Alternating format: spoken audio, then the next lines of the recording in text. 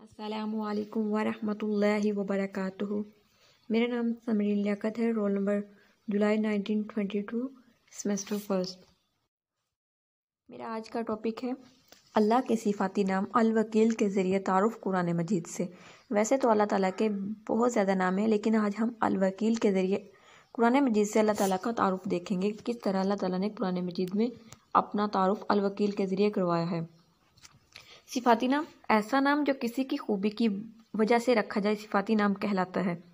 الوکیل کے لفظی معنی، الوکیل کے لفظی معنی ہے محافظ، یعنی حفاظت کرنے والا۔ آئے دیکھتے ہیں کہ اللہ تعالیٰ نے قرآن پاک سے اپنا تعارف کس طرح کروایا ہے۔ سورۃ آل عمران آیت نمبر 173، بسم اللہ الرحمن الرحیم، الذین قال لهم الناس ان الناس قد جمعوا لكم فاخشوهم فزادهم ایمانا وقالوا حسبنا اللہ ونعم الوکیل۔ اس آیت کا ترجمہ دیکھتے ہیں۔ یہ وہ لوگ ہیں جن سے لوگوں نے کہا کہ مخالف لوگ تمہارے مقابلے کے لیے بڑی کثرت سے جمع ہو چکے ہیں، سو ان سے ڈرو۔ تو اس بات نے ان کے ایمان کو، یعنی کہ مسلمانوں کے ایمان کو مزید بڑھا دیا، اور مسلمان کہنے لگے ہمیں اللہ کافی ہے اور وہ کیا اچھا کارساز ہے۔ یعنی کہ ان لوگوں نے ان کی بڑی جماعت سے ڈرنے کی بجائے یہ کہا کہ ہمارے لیے اللہ کارساز کافی۔ سورۃ النساء کی آیت نمبر 81 میں اللہ تعالیٰ اپنا تعارف کچھ اس طرح سے کرواتے ہیں، بسم اللہ الرحمن الرحیم، وَيَعْقُلُونَ طَاعَاتٌ فَإِذَا بَرَزُوا مِنْ عِنْدِكَ بَيْتَ طَائِفَةٌ مِّنْهُمْ غَيْرَ الَّذِي تَقُولُ وَاللَّهُ يَكْتُبُ مَا يُبَيِّتُونَ فَأَعْرِضْ عَنْهُمْ وَتَوَكَّلْ عَلَى اللَّهِ وَكَفَى بِاللَّهِ وَكِيلًا۔ ترجمہ، اور ان منافقوں کا یہ حال ہے کہ آپ کے سامنے کہتے ہیں کہ ہم نے آپ کا حکم مان لیا۔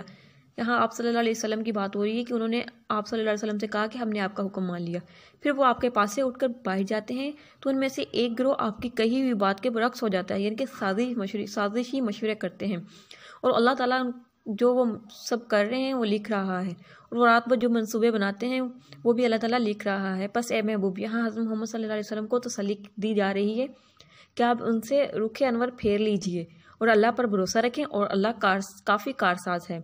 یعنی کہ سورۃ النساء کی ایک اور آیت میں اللہ تعالیٰ اپنا تعارف کروا رہے ہیں، آیت نمبر 132، وَلِلَّهِ مَا فِي السَّمَاوَاتِ وَمَا فِي الْأَرْضِ وَكَفَى بِاللَّهِ وَكِيلًا۔ ترجمہ، اور اللہ ہی کا ہے جو آسمانوں میں ہے اور جو زمین میں ہے، اور اللہ کا کارساز ہونا کافی ہے۔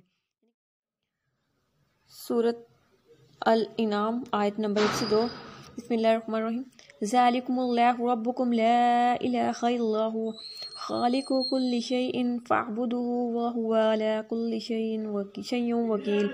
ترجمہ، یہی اللہ تمہارا پروردگار ہے، اس کے سوا کوئی لائق عبادت نہیں، وہی ہر چیز کا خالق ہے، بس تم اسی کی عبادت کیا کرو، اور وہ ہر چیز پر نگہبان ہے۔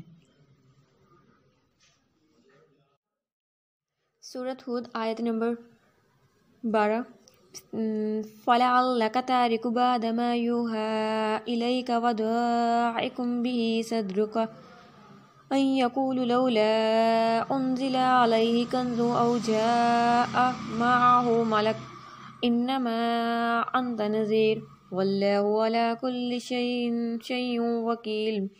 بھلا یہ کیا ممکن ہے کہ آپ اس میں سے کچھ چھوڑ دیں جو آپ کی طرف وحی کیا گیا ہے، اور اس سے آپ کا سینہ ہر تنگ ہونے لگے، اس خیال سے کہ کفاریہ کہتے ہیں کہ اس رسول اکرم صلی اللہ علیہ وسلم پر کوئی خزانہ کیوں نہ اتارا گیا، یا اس کے ساتھ کوئی فرشتہ کیوں نہیں آیا۔ ایسا ہرگز ممکن نہیں کہ اے رسول معظم، آپ تو صرف ڈر سنانے والے ہیں، کسی کو دنیاوی لالچ یا سزا دینے کے لیے نہیں، اور اللہ ہر چیز پر نگہبان ہے۔ اس آیت میں اللہ تعالیٰ نے رسول اکرم صلی اللہ علیہ وسلم کو تسلی دیتے ہوئے فرمایا ہے کہ آپ تو صرف ڈر سنانے والے ہیں، آپ کا کام صرف ڈر سنانا ہے، باقی اللہ تعالیٰ ہر چیز پر نگہبان ہے۔ سورہ یوسف آیت نمبر 66 سے دیکھتے ہیں کہ اللہ تعالیٰ نے اپنا تعارف کس طرح کروایا ہے۔ قَالَ لَنْ أُرْسِلَهُ مَعَكُمْ حَتَّىٰ تُعْطُونِ مَوْثِقًا مِّنَ اللَّهِ لَتَأْتُونَنِّي بِهِ إِلَّا أَن يُحَاطَ بِكُمْ فَلَمَّا أَتَوْهُ مَوْثِقَهُمْ قَالَ اللَّهُ عَلَىٰ مَا نَقُولُ وَكِيلٌ۔ ترجمہ، یعقوب علیہ السلام نے فرمایا میں ہرگز تمہارے ساتھ نہیں بھیجوں گا، یہاں تک کہ تم اللہ کی قسم کھا کر مجھے پختہ یہ وعدہ دو کہ تم اسے ضرور میرے پاس لے آؤ گے، سوائے اس کے کہ تم سب کو کہیں گھیر لیا جائے یا ہلاک کر دیا جائے۔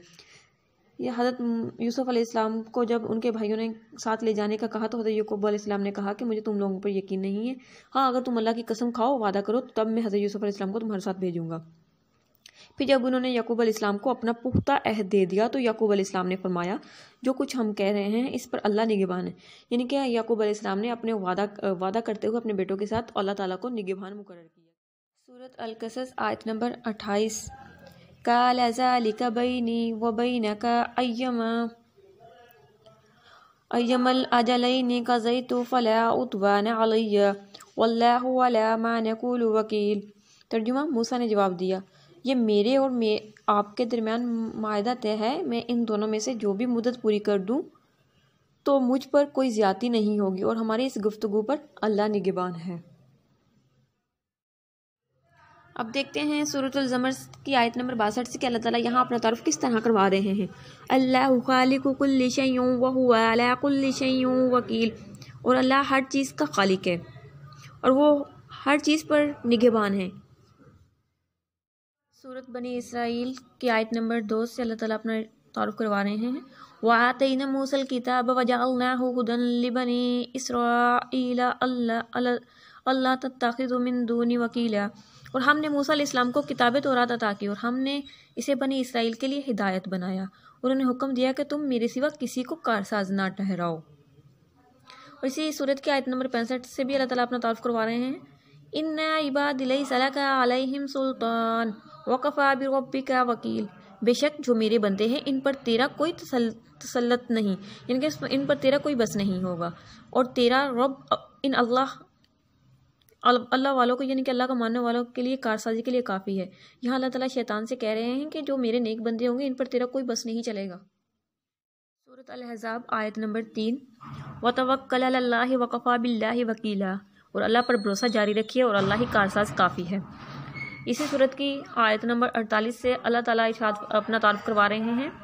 وَلَا تُطِعِ الْكَافِرِينَ وَالْمُنَافِقِينَ وَادْعُ أَذَاهُمْ وَتَوَكَّلُوا عَلَى اللَّهِ وَكَفَىٰ بِاللَّهِ وَكِيلًا، اور آپ کافروں اور منافقوں کا یہ کہنا کہ ہمارے ساتھ مذہبی سمجھوتا کر لیں ہرگز نہ مانیں، ان کی اظہار لسانی سے درگزر فرمائیں اور اللہ پر بھروسہ جاری رکھیں، اور اللہ ہی حق و تعالیٰ کی مارکہ آرائی میں کافی کارساز ہے۔